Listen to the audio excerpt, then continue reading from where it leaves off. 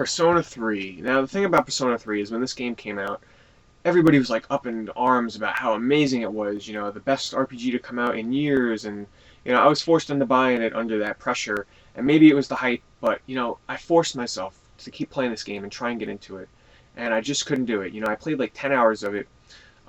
It had elements that I loved, but then it had elements I hated, like, you know, the dungeon is all in the same environment, you know, the battles are, they have this really weird jazz music and you can only control your main character. But then again, it had really unique story elements, and the characters were pretty interesting. Even the story was interesting, where you go into like a tower at midnight and you slay demons and everything and stuff like that. But I couldn't get into Persona 3. Persona 4, on the other hand, though, I absolutely love Persona 4. Evergrace, another very early PS2 RPG. I played this once, and it's not that good. Gran Turismo 3. The only reason I actually bought this game was because the graphics looked amazing at the time. I actually kind of turned out to like it, though. Maybe it was paired, you know, with the really good graphics, but it was actually a pretty fun racer. I didn't really expect to get into it, but I liked it. Astro Boy. This is not as good as the Game Boy Advance game. I only played it once, and it's not that good. Okami. Now, here's a game that a lot of people love to compare to a Zelda game, which isn't a bad praise at all, because it's just as good, if not better, than Zelda games. It's an action-adventure game that takes on a really unique look that's like a mix between watercolor, hand-drawn painting, and an inked-on look. The combat is really interesting in that you get to draw on your enemies with a celestial brush, as well as interact with the environments. Awesome game. If you've never played Okami, it's also on the Wii, which supposedly is like an enhanced port, which I haven't played yet, because it'll use the Wii remote. I don't know. But you need to try this game out if you have a PS2 and you like adventure games. Bombtastic, I've never played it. Gradius 3 and 4, another early PS2 game. If you like shoot 'em ups, try this one out. I really couldn't get into it though because it was kind of hard for me. But those of you that like shoot 'em ups, you can't really go wrong with this. Dragon Quest 8. What's really awesome about this RPG is that it's really a modern remake from an RPG from the 80s. You know, it keeps the exact same feel from an old school RPG. They don't add any bells and whistles whatsoever. They just take the old school formula of traditional turn-based combat and port it over to the PS2 with, you know, really amazing cel-shaded graphics and a great musical score. Those of you out there that are traditional RPG nuts and haven't played Dragon Quest VIII, this is essential for your collection. Kaya Dark Lineage. Here's a game that's kind of unknown, underrated, but it's actually a really good adventure platformer. You know, if you like those 3D platformers like Jak and Daxter, try this game out. It's actually really good. Dynasty Warriors 3. This is the last Dynasty Warriors game that I bought on the PS2 because after that, God, they just started releasing so many and I couldn't keep up with it. Once again, it's like the same formula as Dynasty Warriors 2, just some new characters and everything. Honestly, after Dynasty Warriors 3, I had enough. Mobile Suit Gundam Journey to Jabar. This is actually the first PS2 game that I bought that I kind of regretted because every game before this I really enjoyed. It's an early PS2 game. And honestly, I bought it only because it had the Gundam name on it. At the time, I was in the Gundam wing and everything, and this is based on the original Gundam series, and I wasn't familiar with the characters. I mean, it's still a pretty mediocre, decent action game, but I still beat it. But, you know, I kind of regretted spending the full $50 on it. Timesplitters. Now, here's a game with a crazy mechanic that you probably would think wouldn't work that well, but it actually does. It's a fast-paced shooter, first person, where you start at point A and you make your way to point B. Once you make your way to point B, you get an item and you bring it back to the start of the level by backtracking. Seems crazy and boring, but this game was so much fun. And then you pair that with the multiplayer, we actually got to make your own multiplayer maps and then play in them. It was amazing. It's a very early PS2 title, but still worth tracking down.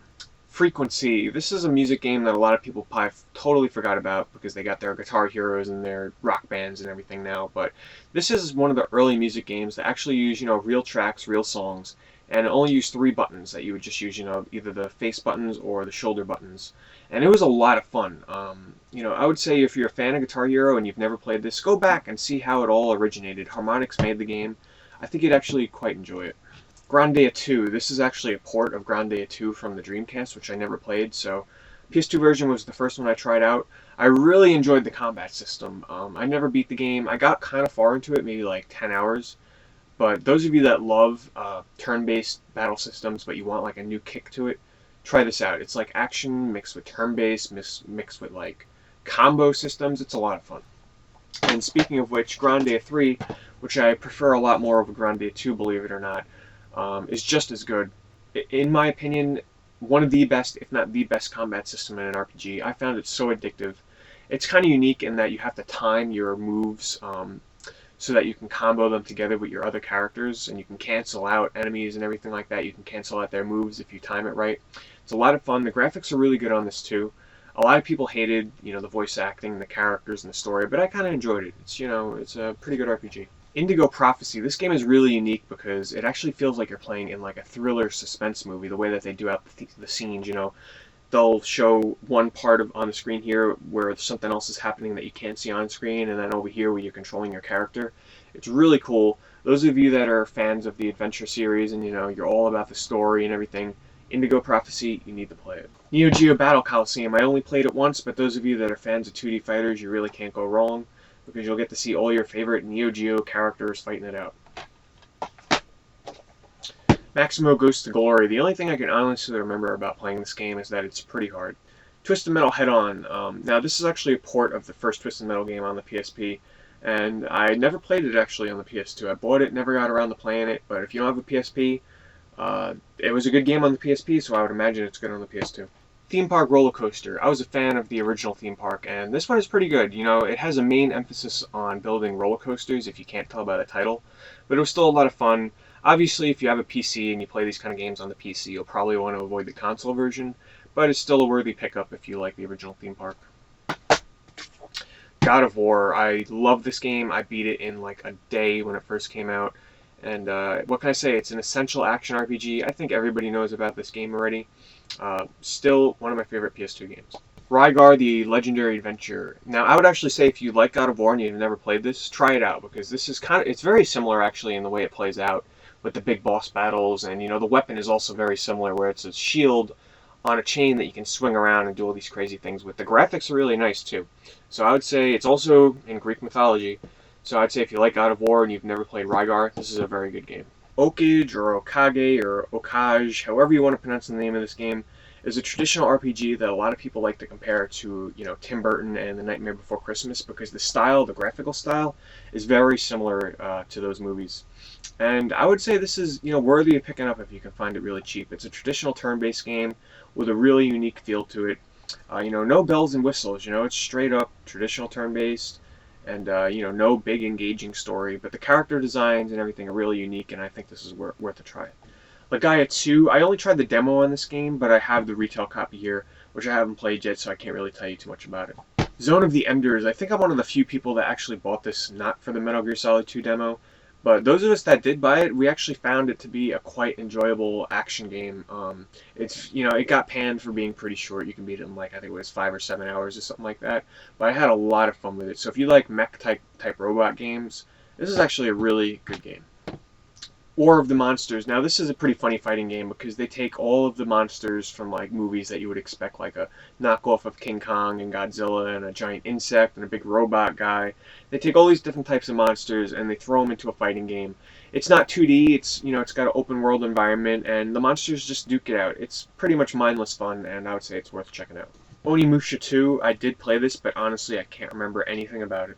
Psychonauts. Now, I will admit, I was one of those people where when this game came out, I heard about the praise and how good it was, but I still passed it up. And years later, I finally picked it up on the PS2, and I realized what I was missing out on. A really quality platformer game that's unlike any other. The visual style is ridiculous. It is also very similar to, I guess you can say, like a Tim Burton type of game with, the visual style and the character designs. But man, if you have an Xbox or a PS2, or you can actually download it on the 360 as well, pick this up.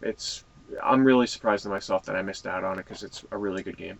Dynasty Warriors 2, this is the second PS2 game that I had ever picked up, and it was a lot of fun. It got very repetitive, but it was just mindless hack and slash. I had never played a game before like this where you can hack through, 100 enemies, or I think they put up to 30 or 40 on the screen at a time. But it was a lot of fun. It got very repetitive, but there's just something about it that just made you keep on wanting to go through and make your character a little bit more powerful.